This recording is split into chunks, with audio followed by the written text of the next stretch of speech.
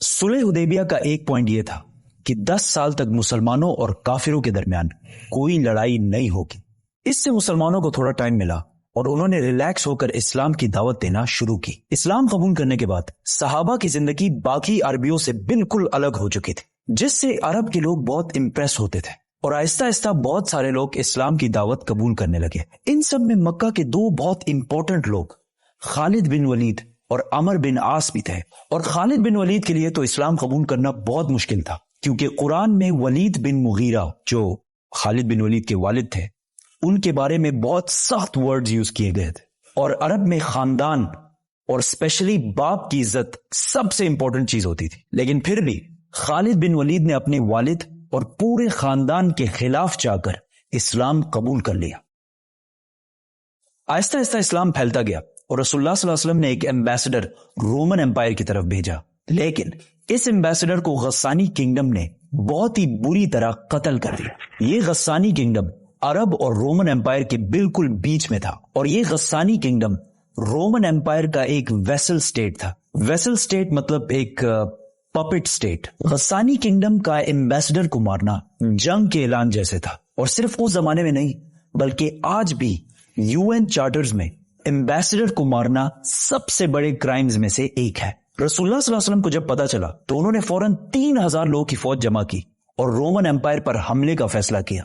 ये फौज मुसलमानों की सबसे बड़ी फौज थी। इससे पहले मुसलमानों ने इतनी बड़ी फौज कभी जमा नहीं की थी। रोमन एम्पायर इससे कुछ ही अरसा पहले पर्शियन एम्पायर से एक बहुत खतरनाक जंग जीत चुकी थी। रोमन और पर्शियन एम्पायर उस जमाने के दो बड़े सुपर पावर्स थे, जिस तरह आज अमेरिका और चाइना है। और इस जंग में कौन जीतेगा ये कुरान ने इस जंग के खत्म होने से पहले ही बता दिया था। ये भी बहुत जबरदस्त स्टोरी है, तो सब्सक्राइब।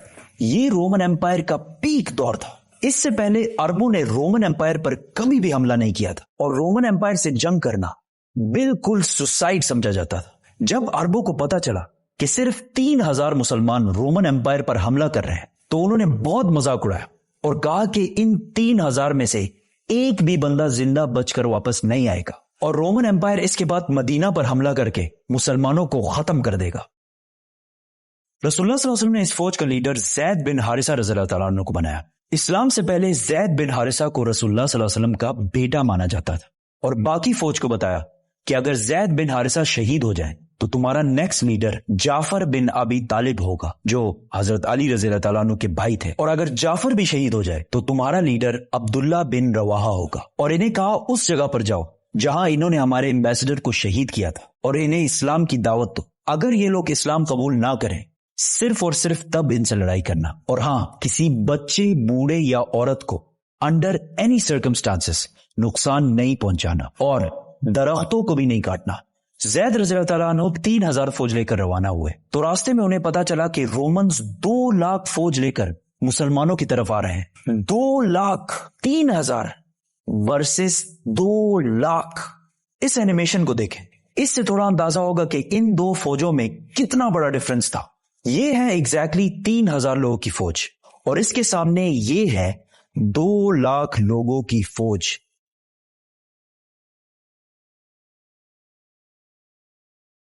अब कुछ वेस्टर्न हिस्टोरियंस कहते हैं कि ये 2 लाख नहीं बल्कि इससे कम थे, लेकिन सब ये बात मानते हैं कि रोमन्स मुसलमानों से बहुत ज्यादा थे।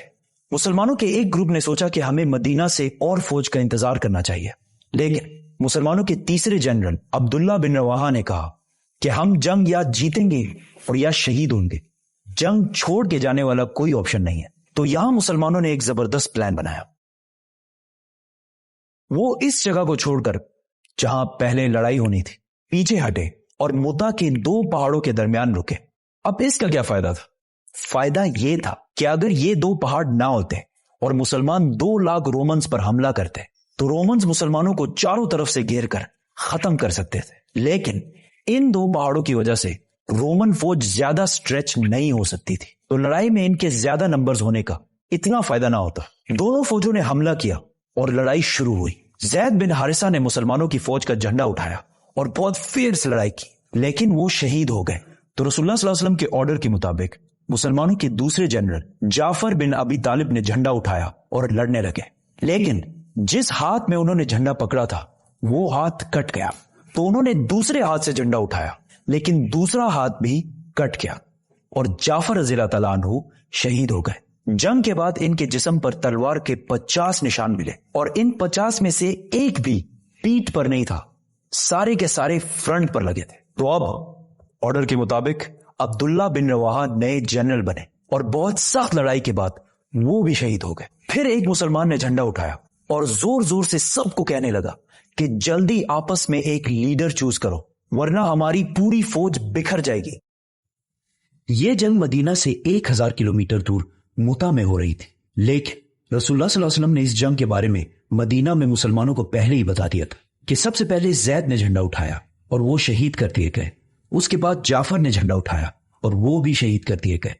उसके बाद अब्दुल्ला बिन रवाहा ने झंडा उठाया और वो भी शहीद कर दिए गए। उसके बाद मुसलमानों ने सैफुल्लाह, अल्लाह की तलवारों में से एक तलवार को अपना लीडर बना लिया है।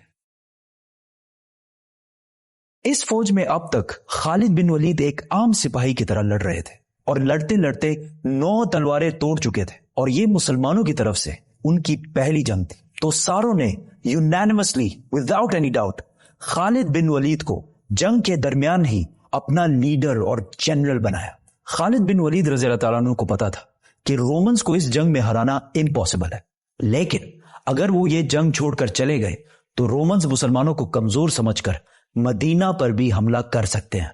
तो अब मुसलमानों को एक ऐसी गेम खेलनी थी कि मुसलमान वापस भी चले जाए और रोमन्स इन्हें कमजोर समझकर इन पर हमला भी ना करें। तो उस रात खालिद बिन वलीद रज़ी अल्लाह तआला अन्हु ने अपनी फौज को रीशफल किया, मतलब राइट वालों को लेफ्ट और पीछे वालों को आगे किया। अगले दिन जब जंग शुरू हुई तो पहाड़ों से धुआं उठने लगा और कुछ ड्रम्स की आवाजें आना शुरू हुई।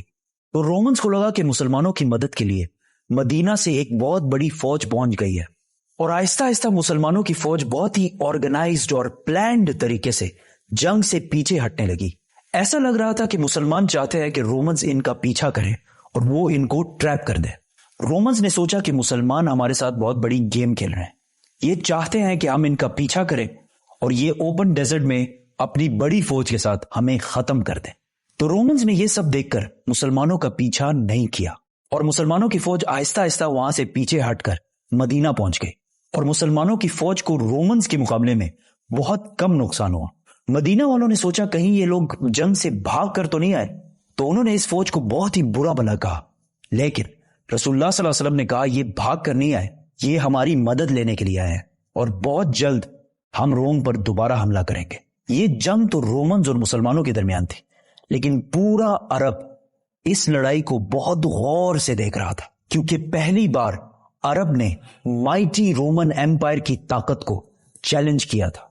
तो जब उन्होंने देखा कि 2 लाख फौज से लड़ने के लिए सिर्फ 3000 लोग गए और ठीक ठाक वापस भी आ गए, तो ये अरब की तारीख में बहुत ही इम्पॉसिबल काम हुआ था, जिससे बाकी अरब के दिलों में मुसलमानों के लिए बहुत इज्जत पैदा हुई। और अरब के वो कबीले जो हर जंग में खंदक, बदर, ओहद में मुसलमानों के हमेशा खिलाफ होते थे, जंगे मुता के बाद इस्लाम की तरफ आने लगे और मदीना की ये छोटी सी रियासत आहिस्ता आहिस्ता हर तरफ फैलने लगी। अब यहां कुछ हिस्टोरियंस कहते हैं कि रोमन्स इतनी छोटी फौज से जंग सिर्फ इसलिए हारे क्योंकि रोमन एम्पायर कुछ साल पहले पर्शियन एम्पायर से जंग के बाद बहुत कमजोर हो चुकी थी। उस जंग में पर्शियन एम्पायर ने रोमन एम्पायर को बिल्कुल तबाह बर्बाद कर दिया था, लेकिन उसी टाइम कुरान के सूरह रोम में कहा गया था कि ये जंग पर्शियंस नहीं रोमन्स जीतेंगे। और ये भी बहुत इंटरेस्टिंग स्टोरी है। सब्सक्राइब।